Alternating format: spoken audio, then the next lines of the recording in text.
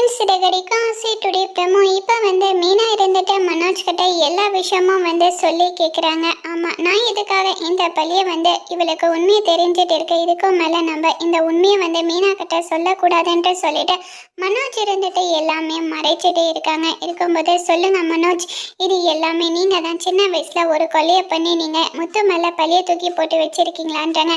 அதெல்லாம் நான் பண்ணலை, அவன் தான் பண்ணான்றாங்க. அப்போ நான் ஒன்று சொல்கிறேன், நீங்கள் செய்வீங்களான்றாங்க.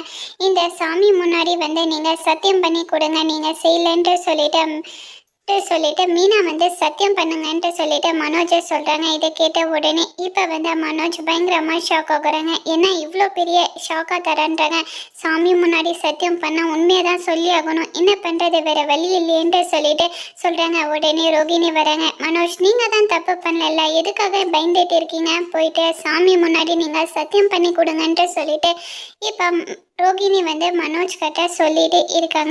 தைரியமாக போயிட்டு நீங்கள் அந்த சாமி முன்னாடி சத்தியம் பண்ணுங்க மனோஜ், நீங்கள் எதுக்காக பயப்படுறீங்கன்ட்டு சொல்லிட்டு சொல்கிறாங்க. உடனே இப்போ இருந்துட்டு விஜயாவும் வராங்க. போயிட்டு பண்ணுடான்றாங்க. அம்மா, இது எல்லாமே உண்மைதான், இந்த கொலை நான் தான் பண்ணேன்ட்டு சொல்லிட்டு மனோஜ் சொல்ல இதை கேட்டு பயங்கரமாக